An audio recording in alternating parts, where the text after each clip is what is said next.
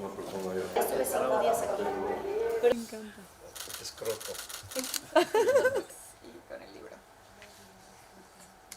Percusionista, doctor en Derecho, educador, maestro rural en África y en India, caminante, gourmet y creador de vinos. Vivió con la comunidad mexicana como cónsul de México en Los Ángeles, California, Houston, Texas, y fue consejero de la Embajada de México en Washington. Actualmente vive en la Ciudad de México, en Cuernavaca, Morelos y en Playa del Carmen. Bienvenido, Fernando. Gracias, Gracias, Susana. También tenemos a Jorge Fernández. Espera, yo me presento. Yo soy metrosexual y leí el libro. Punto. Y los jueves a las 7 de la noche nos da un curso de Historia de México al cual están cordialmente invitados. Gracias. Bueno. Bravo. Bueno, Enrique Vargas No soy metrosexual. no es metrosexual, Eso salta a la vista. ha sido productor teatral, gestor, promotor cultural, es muy divertido, es funcionario público, se ha desempeñado en áreas estratégicas de cultura y desarrollo de diversos niveles de gobierno.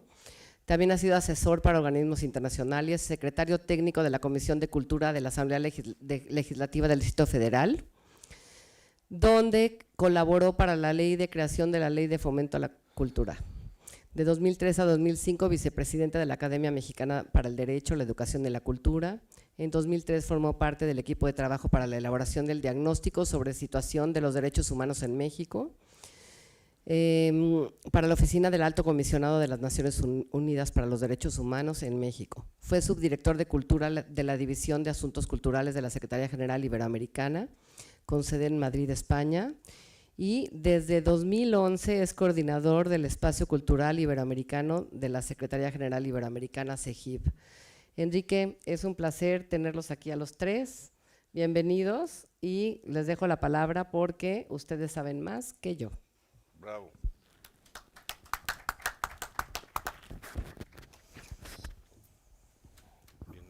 Gracias. Arrancamos. Bueno, yo les pediría que pongamos en modo silencio o placer, como quieran su móvil. Móvil con geolocalizador, que si nos tomamos una foto saben dónde estamos, que nos gustan nuestras reacciones y saben por qué ahora verán por qué les digo esto, así que les invito a que pongamos en modo vibrar nuestro teléfono. Yo primero, la verdad que lo primero que quiero decir es gracias a ti, Fernando, por poder provocar este rato en esta rica tarde madrileña, en este atípico invierno madrileño, donde afortunadamente no falta la luz, y sobre todo la luz que nos vas a dar con tus palabras y con este texto que hoy pones en la mano de todos nosotros. Y la verdad que sí es un placer compartir también contigo, Jorge, esta tarde, porque desde ya será no nada más de inteligencia absoluta por parte de ustedes, que quede claro, sino de un tono absolutamente ameno y de un tono absolutamente de camaradas, de amigos y de gente que nos atrevemos no nada más a soñar, sino incluso a escribir y a poner en papel lo que se siente y lo que se piensa. Así que lo primero, repito, es, y me voy a permitir para no excederme y no perderme, tratar de seguir aquí unas pequeñas palabras que había yo preparado. La verdad que con este texto, con esta novela, Fernando, digo yo que entras de manera firme al mundo de las letras, un mundo infinito como infinita se revela tu creatividad. Siempre pensé, siempre imaginé que eras audaz. Ahora con este texto en las manos lo confirmo. Después de leerte estoy convencido que tu propuesta literaria, además de amena, inteligente, bien construida y con una narrativa espléndida, provoca, motiva, entusiasma y en mi caso me lleva a reflexiones que a veces pasa uno de lado. Tu novela, en una simple síntesis, déjenme decirlo, simple síntesis, habla para mí de libertades. Libertades, límites y poder. Tus personajes simples y complejos a la vez Nos llevan por mundos que intuimos y que algunos comienzan a descubrir. El destino nos alcanzó y no es nada más recordar aquella película de los años 70, pero soy convencido, el destino nos alcanzó y nos rebasó absolutamente. Creo que nos ha rebasado y sin ni siquiera darnos cuenta muchas veces de lo que significa ese rebase que fue por la derecha o por la izquierda y nos dejó dando vueltas y ni siquiera nos damos cuenta aunque hayamos quedado como un trompo. La era digital en verdad sí es un cambio de era y yo creo que hay que empezar a decirlo como tal, sí estamos ante un cambio de era. Las nuevas exclusiones a partir de quién tiene acceso y quién no a lo digital marcan nuevas fronteras y nuevos caminos, nuevas oportunidades y nuevas manipulaciones. Ubicas la región iberoamericana, sus líderes y su proceder en una lógica a la que pocos se atreven a enmarcar y eso da una pauta para reflexionar. Hablas de lealtad, eso me encanta, creo que hay que subrayarlo. Hablas de la dignidad humana, de métodos y de memoria. La privacidad perdida dio paso a la apariencia y a la complicidad compartida, a nuevas maneras de relacionamiento humano y de nuevos códigos sociales en los que estamos inmersos, repito, sin darnos cuenta. Surgen preguntas. ¿A dónde nos llevará este nuevo tipo de conciencia? ¿Es realmente competitividad a eso a lo que estamos llamando competitividad? El ser humano debe de tener todo el conocimiento en su cerebro gracias a un microchip. ¿Hasta dónde nos llevará la manipulación digital en el campo electoral? ¿Qué significa realmente aumentar la expectativa de vida? ¿Cómo revisaremos esta etapa en la historia universal? ¿Qué tipos de registro estamos dejando? ¿Cuál es la verdadera huella que se deja? Si comparto una fotografía, a eso me refería con el teléfono, el smartphone, si comparto una fotografía, eso debe provocar el movimiento de todo un sistema de algoritmos que se ponen en función de mis gustos, de mis hábitos, de mis anhelos y, ¿por qué no?, también de mis frustraciones. ¿La nube sabrá más de mí que yo mismo? Llevo años tratando de entender esto que ahora se dice con toda facilidad, la inteligencia virtual. Por supuesto, no tengo respuesta y no tengo ni siquiera la mínima aproximación a eso. Si algo me queda claro, después de disfrutar tu espléndida novela, es que aún estando inmerso, como muchos de los aquí presentes, en la conectividad y en las ventajas que nos da esta modernidad de lo digital, aún mantengo mi capacidad de asombro. Y por eso, Fernando, te doy las sinceras gracias. Bravo, Bravo, bravo. bravo. Gracias, gracias. Jorge, yo quisiera leer ese mismo texto, porque estoy absolutamente de acuerdo con cada línea. Si quieres cambio el orden. Agregaría también la palabra donde mencionaste lealtad, la integridad. Los personajes están siempre revelando una integridad que es una cualidad difícil de encontrar hoy en día. A ver, les voy a contar. Esta novela primero me llegó por vía electrónica, que tiene que ver con el tema, es decir, yo empecé a leer en pantalla, luego llegó en papel, y la experiencia de pasar de pantalla a papel en la lectura de una novela no me había tocado. Y entonces creo que me empecé a debatir por pensar, bueno, pues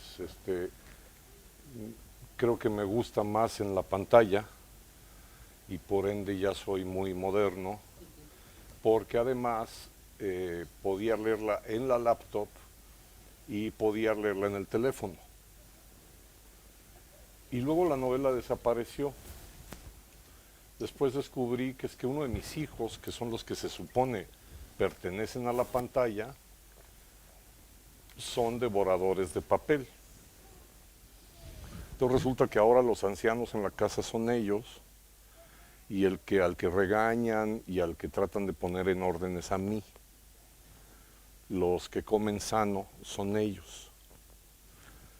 Ellos y la pantalla se supone que saben lo que a mí me gusta y lo que no me gusta. Yo seguí feliz entonces con la pantalla, pero luego te comenté que quería leer, que si me lo... No. Y entonces reapareció el ejemplar en papel. Ahora, como no vengo de la casa, lo malo es que no pude pasar. Pero para mí fue muy interesante las anotaciones que hizo Sebastián. El que la leyó completa fue Sebastián y Santiago apenas la está leyendo. Sí, las cosas que se le ocurrieron subrayar a ellos, quizás son cosas que yo hubiera subrayado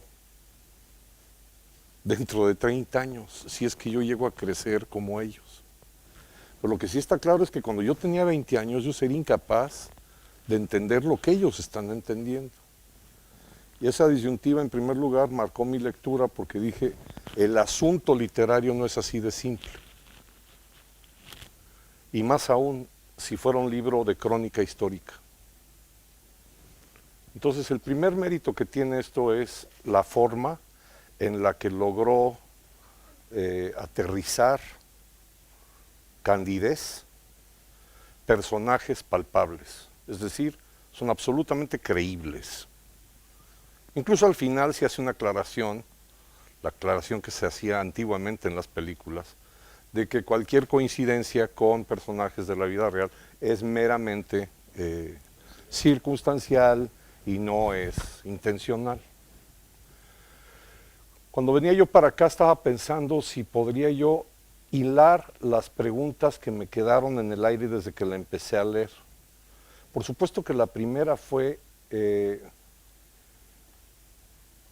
quién es y cómo nos conocimos, porque apenas nos estamos viendo en persona por la segunda ocasión.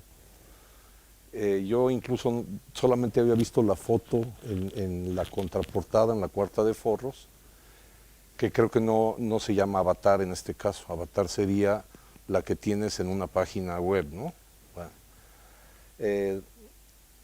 quiere decir que tenemos espacios en común y amigos en común. Pero tenemos la sustancia de la novela también en común.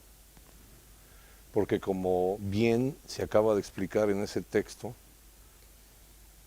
esto ya nos alcanzó. Esto nos rebasa y luego nos despide todos los días. En mi caso, como estoy enfermo de la cabeza, también lo siguiente que pensé fue, después de Voltaire, ¿a quién se le ha ocurrido titular una novela que tenga que ver con Cándido? Y no hice la investigación. Pero la palabra me fascina. Una novia me cortó por candidez. Y la primera vez que la escuché, en mi infinita estulticia pensé que tenía que ver con dulce, con una mala traducción del inglés candy, debido a mi sobrepeso. No. Después alguien me explicó, es por inocente, por falto de malicia, por liviano. Una serie de definiciones que no necesariamente coinciden con los de la academia. Entonces me pregunté si yo recordaba el Cándido de Voltaire. Y anoté en un papel que sí, lo que me acuerdo es que es una sátira cómica, mágico-musical, llevada a la ópera por Bernstein, de un hombre que está burlándose de Leibniz, según recuerdo, pero que todo gira en torno a que vivimos en el mejor de los mundos posibles. Y dije, wow, ¿será la secreta clave de Viveros? ¿Será la secreta clave de Candidez? Porque yo tengo amigos que creen que viven en el mejor de los mundos posibles en cuanto estrenaron los audífonos inalámbricos, que yo ahí ya pinté mi raya, yo ya dije ya. Yo llegué a los audífonos, pero ya los inalámbricos, francamente no soy capaz de subirme al metro con eso.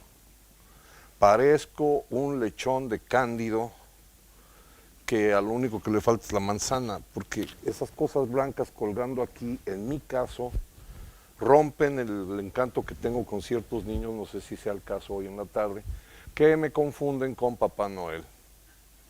Ahorita en el autobús un niño me dijo que si había yo recibido su cartita, le dije que sí, y entonces me dijo, ¿y por qué no me trajiste lo que...? No, tampoco, maestro.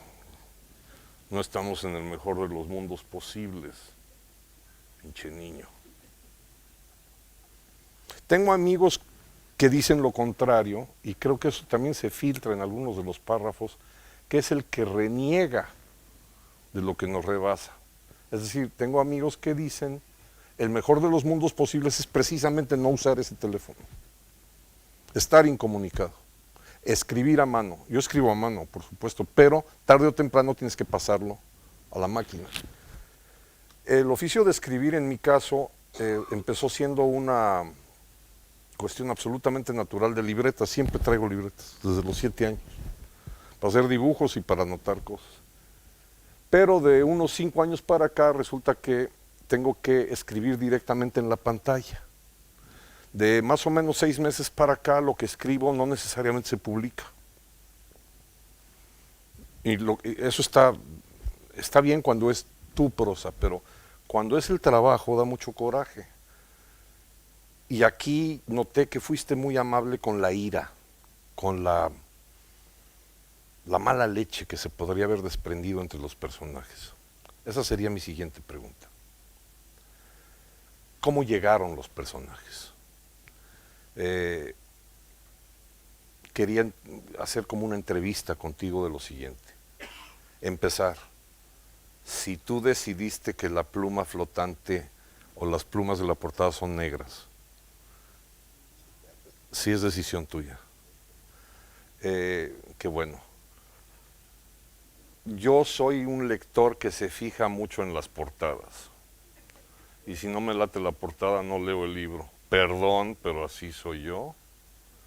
Y el álgebra de Baldor no me latía la portada. Después se supo que era Bin Laden. Y qué bueno que no le entré a ese pinche libro. Pero este libro, entonces, lo primero que me llamó la atención fue título, nombre y portada. Pero entonces personajes. Por ejemplo, hay un chino.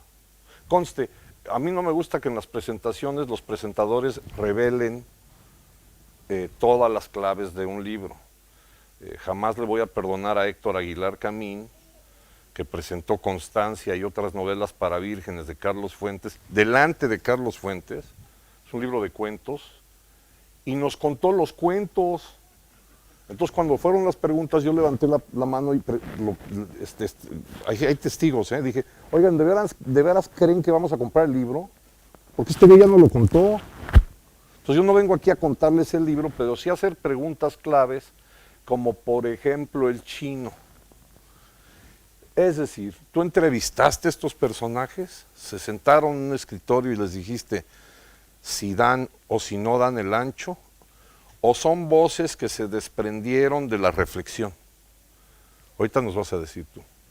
La otra cosa es que evidentemente, como ya lo mencionó nuestro estimado y muy admirado amigo, tienes oficio. Entonces, el conflicto de los personajes se resolvió evidentemente porque has estudiado literatura y tienes cuadrículas de quehacer literario. Pero me pregunto si te provocó esto de desvelos y si te provocó tener que leerte en voz alta. Hay párrafos en donde yo casi apostaría que sí te leíste en voz alta, que te escuchaste la voz para ver si es creíble lo que quedó en tinta y que a lo mejor corregías de acuerdo a lo que sentías al oírte. Y el nudo de la trama también creo que se quedó en una especie de estado como para ser retomado. Es decir, yo creo que esto te va a dar mucho más. Es decir, no Candidez 2, pero que sí creo que en la siguiente novela va a haber algo de esto. Esto te va a acompañar o nos va a acompañar como lectores a lo largo de lo que será, espero, una larga carrera literaria, por lo cual te felicito de entrada. Pero sí me gustaría que nos contaras estas cosas. cómo entrevistaste a los personajes, si es que los entrevistaste, cómo llegaste a ponerle el título después de Voltaire, que por cierto Voltaire siempre negó que era el autor de Cándido. No sé por qué lo negaba, yo creo que era parte del juego. 3, la pluma negra. Si no fueron entrevistas con los personajes, entonces ¿cómo se desprendieron de la reflexión? 5, si esto todavía te va a dar para más, que yo creo que sí. Y luego, si escribiste en voz alta, si escribiste a mano, si escribes de pie, o si hay aquí también cosas que soñaste y que las anotaste al despertar para desarrollarlas. Esas son mis preguntas. Si quieres te las voy haciendo una por una. Entonces tienes 10. Lo que sí es que les pido un aplauso, está aquí el autor, aprovechen porque tienen que comprar el libro y lo va a firmar. Así que, una vez presentado, ahora dinos. Muchas gracias. Yo, en primer lugar, quisiera agradecer a la Casa de México la amable invitación para venir a presentar aquí mi novela Candidez, a Jimena Caraza, a Susana Pliego, que amablemente me invitaron, después de leer la novela, me invitaron a presentarla aquí.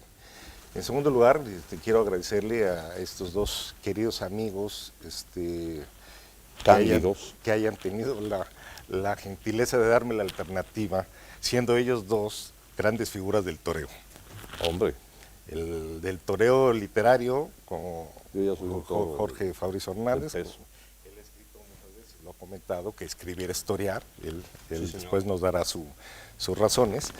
Y también, bueno, mi amigo Enrique Vargas, que también es un torero de las relaciones culturales iberoamericanas, donde también hay muchos toros de Miura que hay que lidiar y vaya que los hay.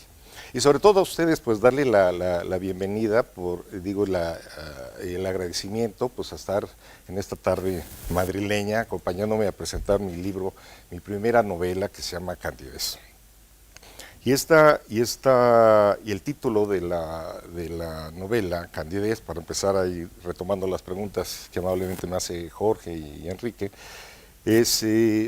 podría maridar muy bien con mi calidad de escritor tardío, porque escritor tardío, bueno, pues es esta extraña categoría que a veces se mencionan de las personas que hemos hecho algunas otras cosas en nuestro curso de nuestra vida, y que después de los 50, 55 años, pues decidimos empezar a publicar lo que habíamos nosotros acumulado en el curso de nuestras vidas. Ejemplos exitosos de esto, pues hay varios, vimos Saramago, Daniel Defoe, Sam Savage, Manuel Gutiérrez Aragón, que han hecho sus actividades, ¿no?, personales, pero que después deciden empezar a publicar, con mucho éxito, por cierto. Y entonces, yo no sé si esté de acuerdo en esta categoría de los escritores tardíos. Yo creo que las cosas suceden cuando tienen que suceder, en el momento preciso. Lo importante es no perder la conciencia de cómo vienen los procesos y concretarlo y hacerlo para evitar que el tiempo, que la vida se nos escurra como agua tibia entre los dedos de la mano. Entonces, si bien acepto que también fui escritor tardío, o que soy escritor tardío, también tendría yo que decir que fui lector precoz, y no por otra cosa, sino que fue porque mis padres, tal vez estando yo muy inquieto de niño, agarraron, y a la edad que están estos queridos sobrinos míos, me agarraron, pusieron encima de sus regazos y me empezaron a entretener diciéndome que me iban a contar, que me iban a presentar a amigos de ellos que me iban a contar sus aventuras de sus viajes. Yo creo que fue una buena táctica, en principio, empezar a despertar esta imaginación, esta capacidad de imaginar cosas y de escucharlos. Y un buen día pues me pusieron, ¿no?, en las piernas y me dijeron, pues te voy a presentar un tal Salgari, que es un amigo mío que nos va a platicar sobre los corsarios en el Caribe, sobre la cimitarra de Buda, sobre las aventuras en Siberia, la mujer del pirata o Sandokan. Entonces yo fascinado los escuchaba. Y a la mañana siguiente pues empezaba a decir, ahora te vamos a presentar a Herman Melville, que nos va a subir a un bote de ballenero, vamos a buscar ballenas y vamos a encontrar una grandota que se llama Moby Dick. Bueno, ya dice. O con Julio Verne, que van a subirnos al globo, la vuelta al mundo en 80 días, o vámonos a meternos al viaje al centro de la Tierra, o con El Principito, vámonos a subir un avión y vamos a empezar a dar la vuelta. Entonces, esto fue despertando, y yo creo que decía ahora que están de moda los programas nacionales de lectura, ¿no? En donde yo creo que más que pues, hacerlo de una manera gratuita, hay que despertar, ¿no? la lectura compartida con los niños a esa edad y tratar de incrementarles la motivación para construir mundos, para mejorar su imaginación y con ello hacer, como hicieron en mi caso, hacerme un crónico buscador de asombros. Después ya fue pasando el tiempo y bueno, ya llegó la adolescencia y lo comento porque aquí están jóvenes también, en donde pues empecé a descubrir que la palabra escrita y que la poesía era un instrumento muy efectivo en el cortejo amoroso. Y entonces, bueno, pues de pronto, pues ya en la adolescencia, y yo, por ejemplo, tenía ahí alguna amiga que yo ya estaba en el cole, como dicen aquí, y me caía muy bien, ¿no? Pero no hablaba, no me decía nada, ¿no? Y entonces yo, acostumbrado a la consulta con los autores y a la conversación, ¿no? Estructurada con ellos, entonces pues yo iba corriendo a la biblioteca de la casa y buscaba a Neruda y le decía, a ver, don Pablo, bueno, o don Neftalí Reyes Basualto, ¿qué hago? Esta amiga me encanta, pero no me dice nada, ¿no?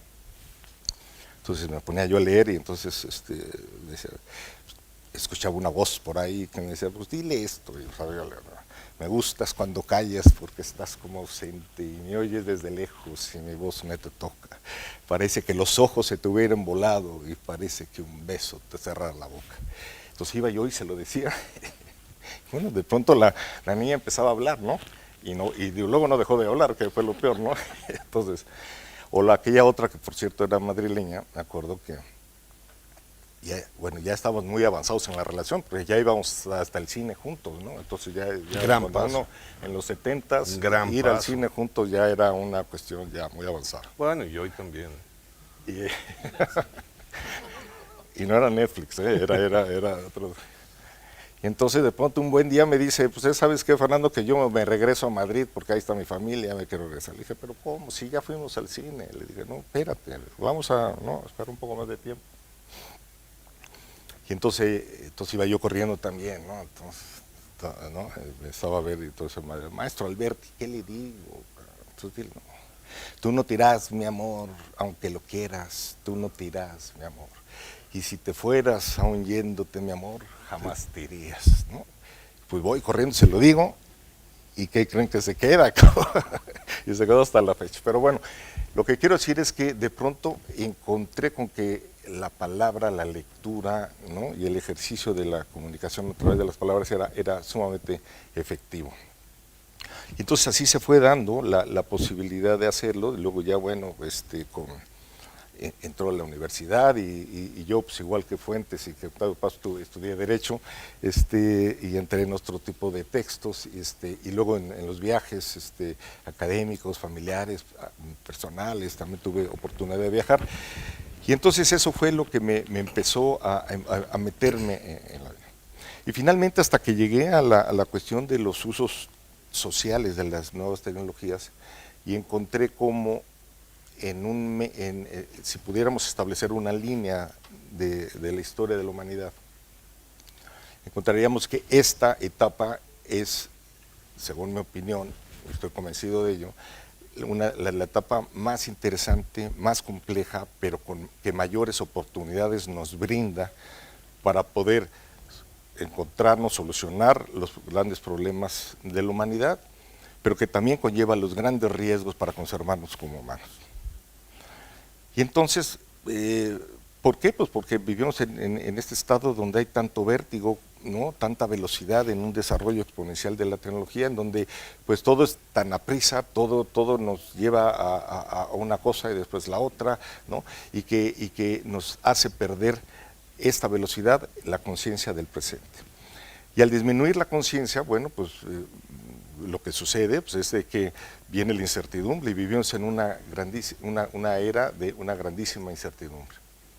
La incertidumbre nos lleva al estrés, el estrés nos lleva a la ansiedad nos lleva a un estado de hiperconsumo, el hiperconsumo nos lleva a un individualismo y todo eso marca directamente los patrones emocionales, los patrones de conducta, los patrones de consumo, los patrones de interrelación humana.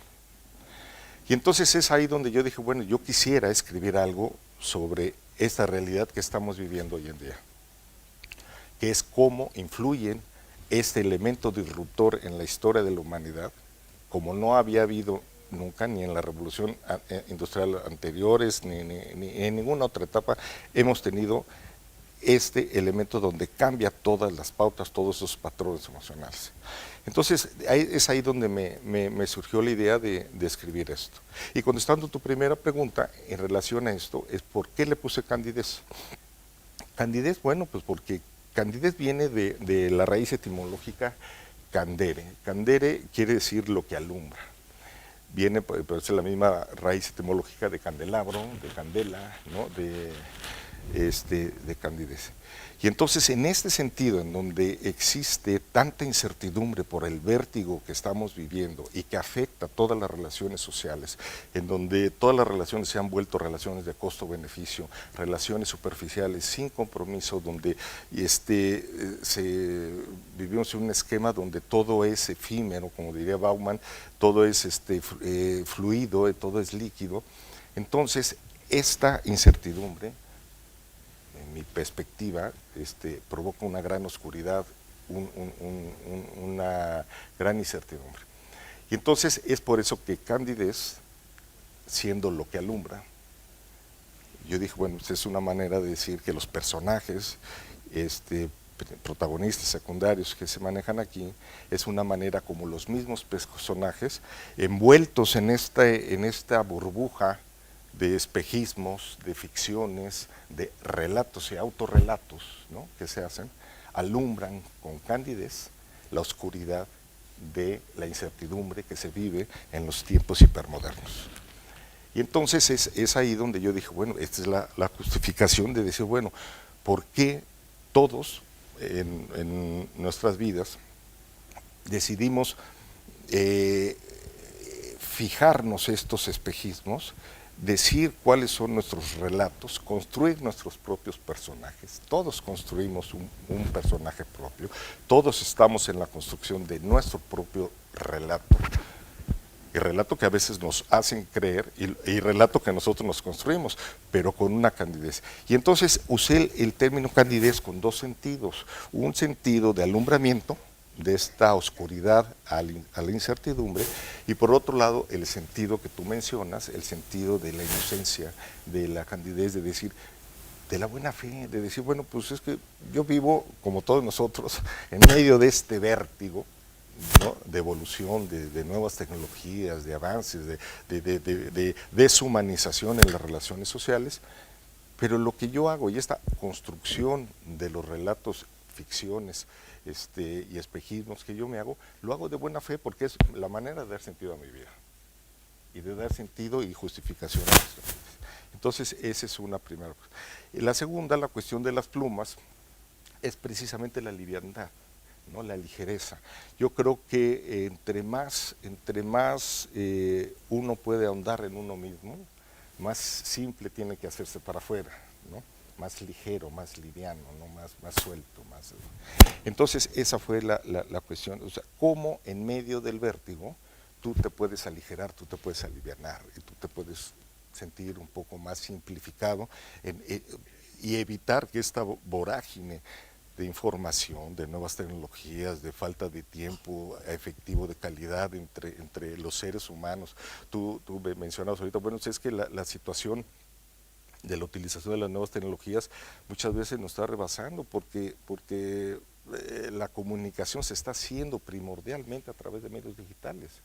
Tú le dijiste, bueno, nos acabamos de ver, ¿no? Bueno, pues sí, nos acabamos de ver, pero habíamos establecido una gran comunicación, y no solamente comunicación, sino un gran afecto que yo le tengo a mi amigo Jorge, pero que se construyó digitalmente.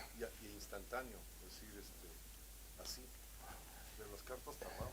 Y entonces digo, es algo que bueno, uno debe decir, bueno, es que debimos de haber pasado por un proceso de contacto personal, ¿no? Debimos de haber ido a comer muchas veces para establecer este vínculo afectivo, ¿no? Y de identificación emocional para llevarnos, pues yo creo que bueno, los tiempos dicen que vienen otros patrones de construcción afectiva y emocional. Y entonces, en tercer lugar, bueno, pues viene la cuestión de la decisión de cómo construir estos personajes. Yo dije, bueno, tendría que ser algo que se identificara con lo que estamos viviendo. Por eso construí un personaje que viniera, que fuera un agente, pues un maestro universitario común y corriente, que puede, pero que tiene conciencia de las deficiencias que vive de su entorno, y que eso le provoca una gran inconformidad en donde quiere hacer algo por su país. Y por eso se llama Salvador Leal, ¿no? Comentábamos ayer con Enrique, bueno, me decía, ¿por qué le pusiste Salvador Leal? Y entonces yo le dije, bueno, pues Salvador, porque pues, él intenta en su esquema de candidez, ¿no?, salvar una situación general, y Leal porque él es leal a sus propias convicciones, a sus propias reflexiones, a su propio modo de ver la vida y de darle sentido a su propia existencia. Y entonces es ahí donde se empiezan a generar los personajes. Efectivamente, no nada más imaginé estos personajes, no nada más me senté con ellos en la mesa, me acompañaron durante todo el proceso creativo de la escritura.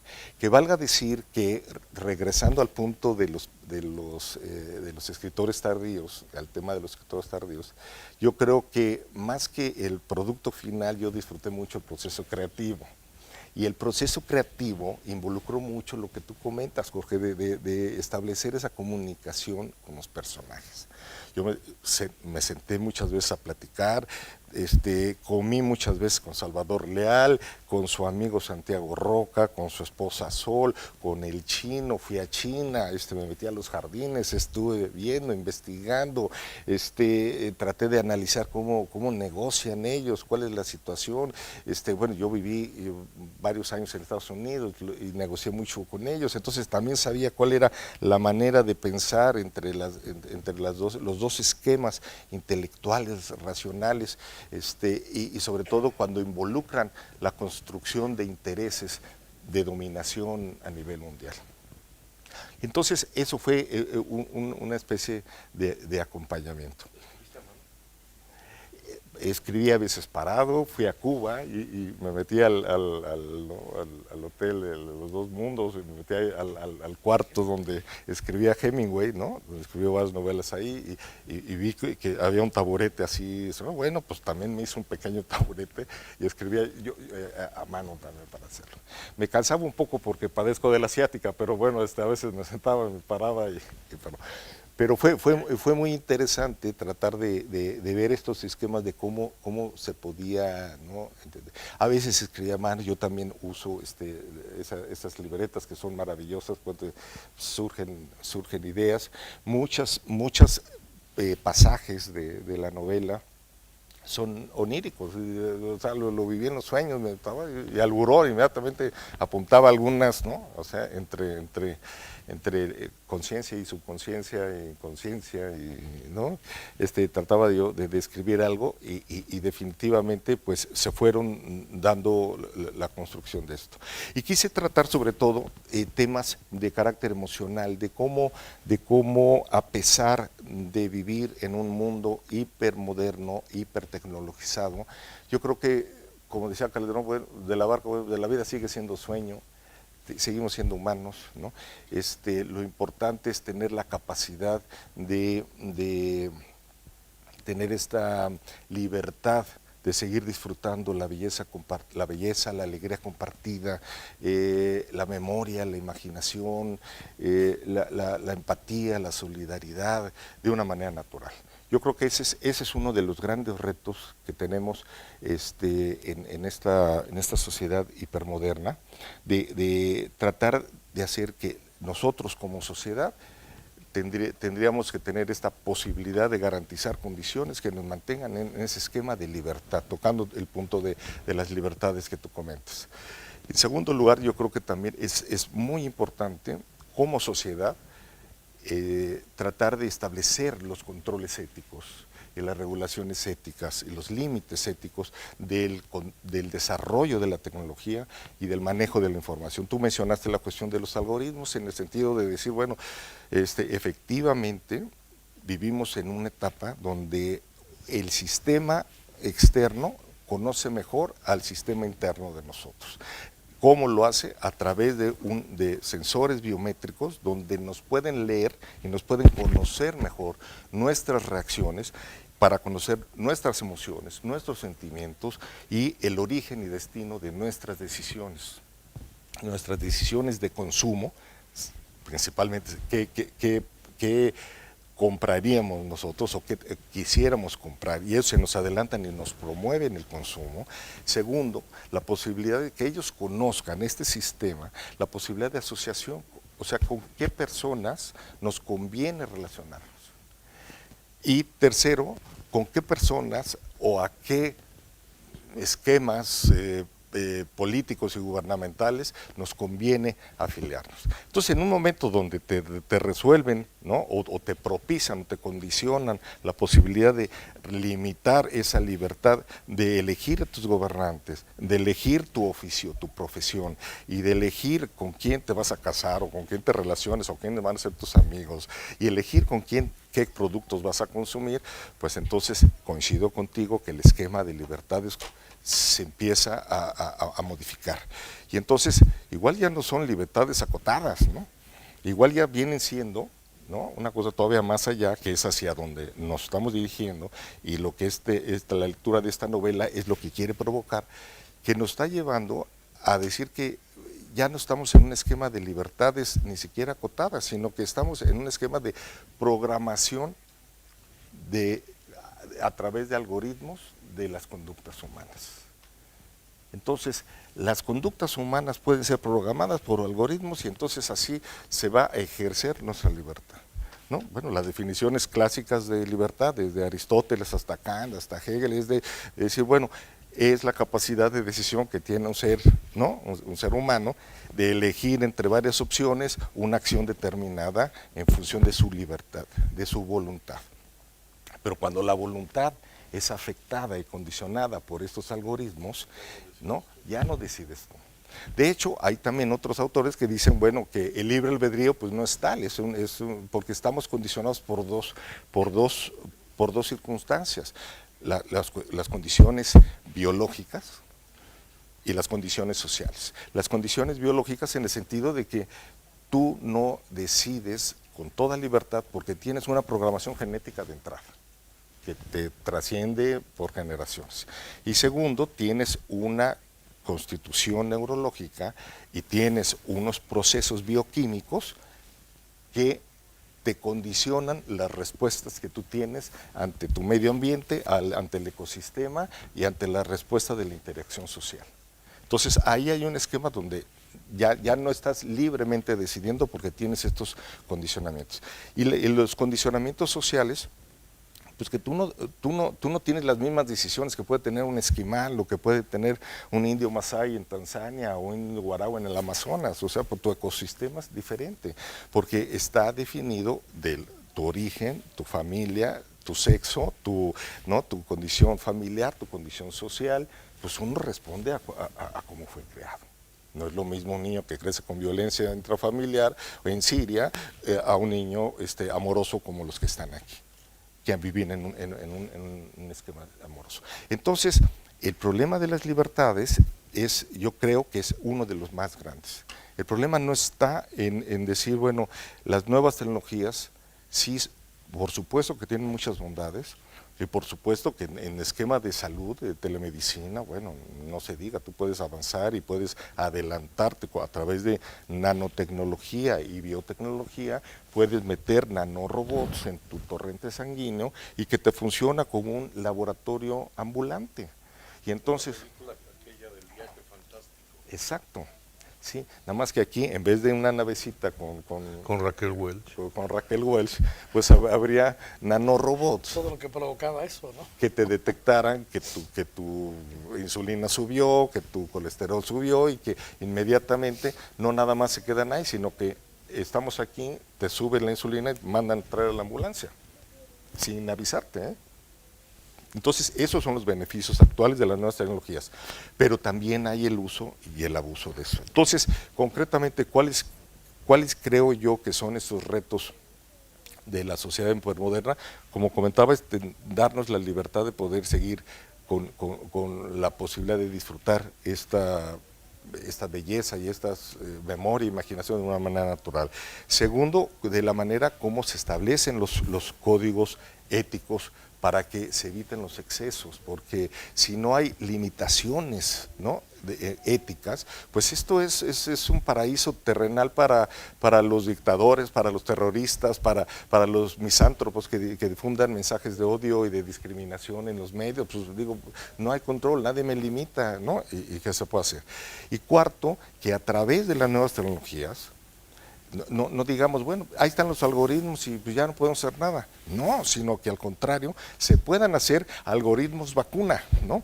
Algoritmos que te señalen la posibilidad cuando ya tú estás siendo influenciado, tu patrón de conducta o tu patrón de consumo, y que ellos mismos te ayuden, algoritmos buenos, ¿no? Algoritmos sanos.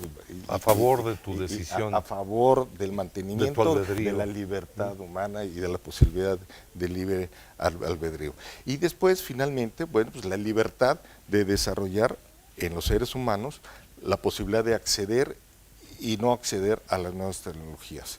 Y la posibilidad de dejarte que tú decidas si tú introduces tecnología en tu cuerpo, que ese es el siguiente paso, porque ya con todo esto, en el momento que tú introduces un memory chip, ¿no?, en el momento que tú introduces unas córneas potenciadas, en el momento que tú introduces prótesis, que pueden ser obviamente no orgánicas y que no necesariamente tienen que estar pegadas a tu cuerpo, ¿eh? Tú te podemos hacer unas prótesis que estén en México y tú estás aquí en España. Fantástico. ¿No? Y que, Lo único que me falta. y que tú las controles. Y ¿no?, operarme el busto. mentalmente. Y estoy hablando de todo tipo de prótesis. Bueno, Perfecto. Entonces es un esquema donde esta posibilidad de brincar del esquema biológico orgánico y pasar al no orgánico es otra cuestión, ¿no? Y entonces yo creo que esos son los 4 grandes retos que tiene la sociedad hipermoderna. ¿Y cuáles son los retos que tenemos nosotros como humanos en medio de esta sociedad hipermoderna? Y con eso ya concluyo. Pues primero es que nosotros tengamos desarrollar la libertad de acceso y salida a las tecnologías. Que conservemos la posibilidad de decir, hoy en la noche o este fin de semana no voy a usar mi celular y lo voy a guardar en el cajón y en la caja fuerte. Me vale, no lo voy a usar. Que no estás localizable, pues me vale, no estoy localizable. La libertad de hacerlo, ¿no? La libertad de decir, ¿sabes qué? Me meto el memory chip o no lo introduzco en mi cerebro, en mi cuerpo, ¿no? Tercero, tener la posibilidad de comunicar esto a las nuevas generaciones y decirle a los niños de ahorita, sabes que tu smartphone, tu iPad, no es para 24 horas, ¿eh? Es de 6 a 6 y media, después de hacer tu tarea, después de hacer deporte, después de comer bien, después de hacer sano, etcétera, ¿no? Y transmitirlo esto en nuevos patrones educativos y culturales. Y cuarto, la posibilidad de decidir de que finalmente pues la vida es eso, ¿no? Es el camino, es la cuestión de disfrutar, tener capacidad de goce y de disfrute, de que la vida es la vida de contrastes, ¿no?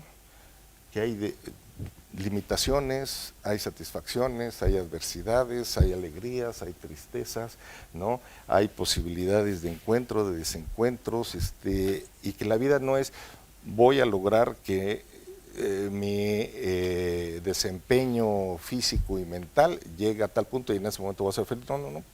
La vida es esto, es disfrutar.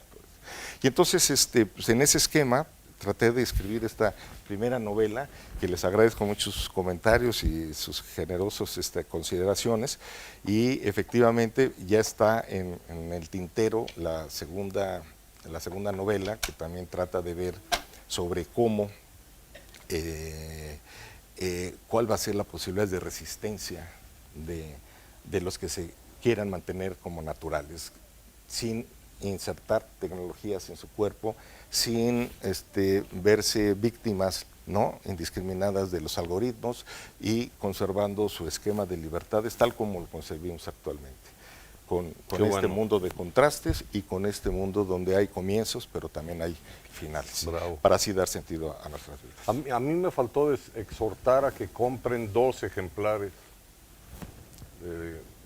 uno para consumo personal, pero el otro para regalar, porque lo que se me ocurre es que también es un libro que se presta precisamente para la conversación. Entonces ese es un beneficio ad latere, que creo que podría ser el mejor elogio a tu primera novela. No, pues muchas Que gracias. nos hace hablar entre nosotros en un mundo en donde se supone que ya no se habla, que ya no se necesita hablar para vivir. Y yo no podría vivir si no puedo hablar, si no puedo escribir, y si no puedo tocar. Claro. Enhorabuena. Apláudanle, por favor, a este autor. No, hombre. Está aplaudiendo la niña, ¿eh? Sí, no, pues ya son las nuevas Sí, te generaciones. voy a traer estamos algo en hablando. diciembre, cuando hagas tu cartita. Hay preguntas, comentarios, participen. ¿Alguien quiere elogiarnos? ¿Alguien quiere llorar? ¿Alguien quiere mandar un WhatsApp? Puede ser. Ya me tocó estar en una presentación donde una persona del público mandó un WhatsApp a uno de los ponentes. Con la pregunta. Sí, pero los demás no supimos quién era. Por supuesto que era alguien que conocía a un presentador, porque tenía el WhatsApp del presentador. Claro. Y yo salí de ahí diciendo, bueno, ¿y quién fue, pues? ¿Quién? Y no sabía yo, era como un capítulo de Black Mirror. Exacto. También Me dio mucho miedo, de veras. que también lo digital propicia mucho la clandestinidad, ¿no? Sí. El ocultarse, ¿no? Por supuesto, yo me estuve El carteando ocultarse y también amorosamente. mostrarse, ¿no? Después descubrí que era un trailero de Carolina del Sur. Más gordo que yo. Sí, no Y sé. yo creía que se parecía a Thalía. ¿Alguien que quiera...? A ver, señor. ¿Está? Sí. Por romper el fuego, supongo que el primero siempre pues se tiene que lanzar, no sabe de qué va la cosa, cómo van a responder el resto de los ¿No podría hablar un auditores. poco más alto? Digo que sí, perdón, que por romper un poquito el fuego, que el primero tiene que hacerlo siempre y no sabe de qué va a ir este tema en la tertulia y demás, pero me parece que es un espacio tan íntimo que permite de forma espontánea manifestar pensamientos que a lo mejor son de pura obviedad.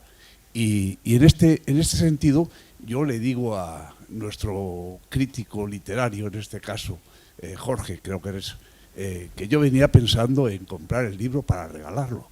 Y ahora se me ocurre que además de regalarlo, debo de comprarlo también, el segundo, para leerlo. Bien, esa es la primera impresión que me causa la velada. Y en segundo lugar, una de las cosas que tú comentas de que se construye un relato en función de todos esos espejismos que nos rodean, esa burbuja, y que cada uno va de alguna manera pues elaborando para fijar una especie de personaje en el que él cree que es y los demás le dicen que no lo es, o al contrario, cree que no lo es y los demás le dicen que es. La cuestión es, a mí me llama la atención muchísimo de las posibilidades que nos depara la tecnología, la era digital, esa era que nos ha sobrepasado, como el destino que decías tú. Bueno, pues es la posibilidad de reconstruir nuestro relato histórico, en el sentido de que, bueno, pues por primera vez somos protagonistas para poder modificar nuestro pasado. Podemos acceder a personas y ventanas que quedaron entreabiertas en nuestras vidas y volverlas otra vez a cerrar o a abrir en el caso que corresponda, o intentarlo con la misma incertidumbre con la que se nos plantea el futuro. Es decir, esas ventanas no sabemos a veces ni siquiera si están abiertas o cerradas. Sabemos que hay una persona que quedó ahí, hay un suceso que se produjo, cualquier evento en nuestro pasado que quedó ahí interruptus. Y en este momento la tecnología digital, o no digital, la tecnología en general, nos permite llegar otra vez a ese momento y interferir desde el presente en ese pasado que nos acompañará siempre. Y de alguna manera, este me parece un enfoque que, bueno, pues no sé si será muy obvio, no lo sé, se me ocurre al hilo de tu comentario acerca de la trama y de cómo has ido elaborando toda la historia y todo lo que te sugiere esta era, pues a mí me fascina la posibilidad de reconstruir la vida de una persona desde el presente hacia atrás. ¿Podrías comentar algo esto, si te parece? Claro.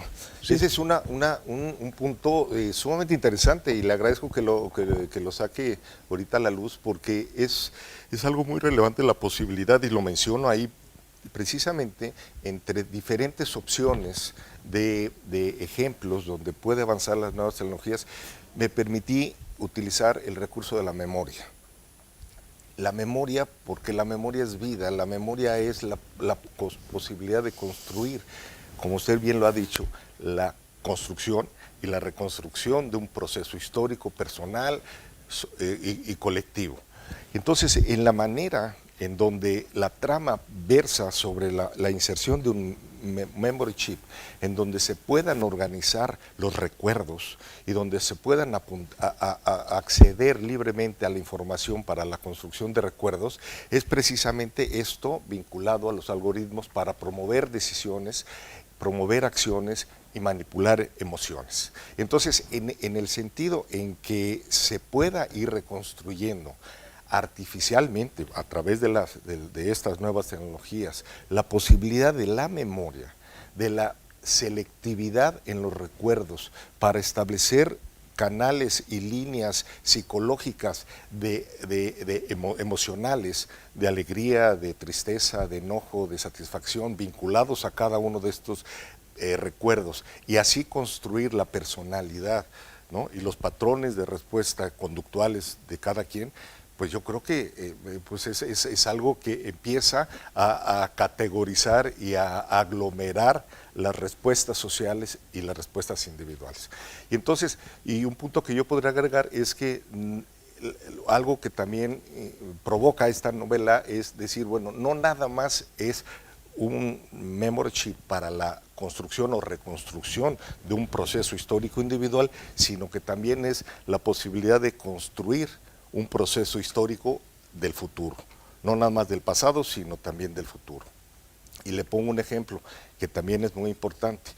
A través de las nuevas tecnologías, a través de la inteligencia artificial y de la robótica, el desarrollo exponencial que tiene esto y la convergencia de estas nuevas tecnologías hacen que sea indetenible por un lado, pero por otro lado que aumente la capacidad de ejercicio de estas nuevas tecnologías, y cuyo primera consecuencia sería el desplazamiento laboral.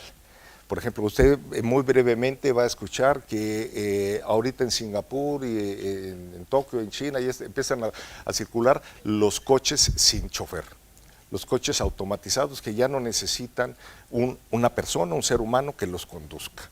¿Por qué? Porque van a estar con Bluetooth unificados todos, los demás coches también, y entonces van a evitar los choques, las colisiones, el respeto de los reglamentos de tránsito, etcétera, en una ciudad inteligente donde ya todo se organiza de tal manera en donde ya no son necesarios los choferes.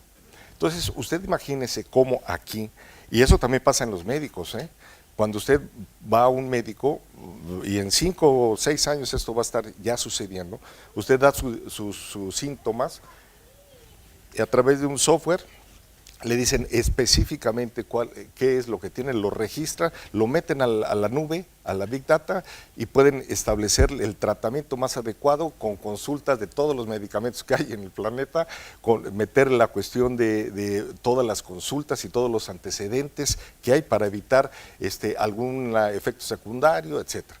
El desplazamiento laboral que va a haber esto va a ser fundamental y va a constituir un segmento de población que les van a llamar los desplazados, los irrelevantes ahora, ¿no? Y entonces, en ese sentido, algo que nosotros debemos de ver, sobre todo para las nuevas generaciones, es que yo estoy seguro que nadie sabe ahora exactamente cómo va a ser la vida en el año 2030, en el año 2040, con este proceso de desarrollo tecnológico. Entonces, eso va vinculado al esquema educativo. Entonces, si no sabes cómo va a ser, a qué grado van a desarrollarse las nuevas tecnologías, ¿qué necesitan estudiar nuestros hijos? Nuestros hijos están estudiando algo que va a ser innecesario, irrelevante en menos de 10 años. ¿Y cuál va a ser el impacto psicológico que van a tener estos desplazamientos laborales al sentirse obsoletos ellos en su formación, en su capacidad? ¿Cuál va a ser el resultado psicológico?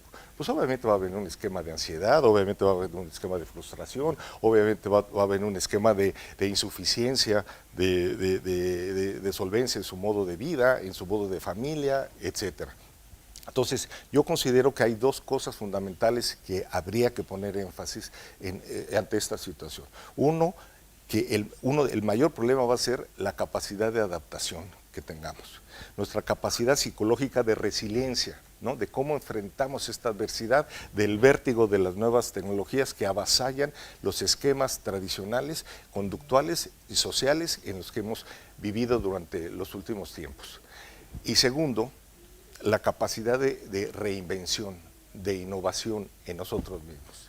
Porque aquel chofer que va a ser reemplazado por un coche automatizado, probablemente diga, bueno, pues me capacito o me capacitan y yo voy a ser ahora mecánico de esos coches. Bueno, puede ser. Pero ¿qué pasa si después esa actividad de mecánico de esos coches es reemplazada también por inteligencia artificial y dicen, pues ¿qué crees? Te capacitaste para hacer esto, pero ahora también está caducado. También vas a ser desplazado en esta nueva actividad. Así que reinvéntate otra vez. Y entonces va a ser una cadena de desplazamientos y una cadena de reinvenciones las que van a ser necesarias para enfrentar esto. Y entonces de esa manera vamos a construir y reconstruir el proceso histórico de nuestro futuro. Entonces nuestro futuro está condicionado a este desarrollo tecnológico que nos va a demandar primero mucha resiliencia, mucha capacidad psicológica para establecer, ¿no? una estabilidad mental que nos permita entender lo que nos está pasando sin desequilibrios emocionales, y segundo, pues la urgente necesidad de renovarnos y reinventarnos permanentemente. Y ahí sí vamos a tener que estar permanentemente reconstruyendo nuestro futuro histórico.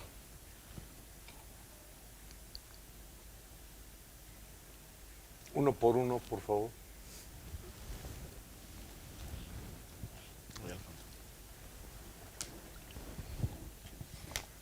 Bueno, gracias Fernando, gracias por la presentación, y la verdad que el planteamiento de la novela no he tenido oportunidad evidentemente de leerla, pero sí me recuerda o me ubica a reflexiones que autores actuales están haciendo y traduciendo a libros, ¿no?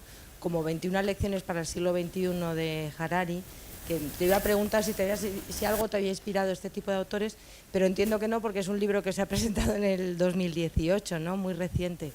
Pero sí agradecerte esta reflexión, que a gente que venimos de la generación del sacapuntas, del lapicero con sacapuntas, nos venimos adaptando en nuestra profesión y en nuestra vida diaria a las nuevas tecnologías que la tecnología ha llegado para quedarse y para evolucionar y para llegar mucho más allá, tal y como estáis planteando.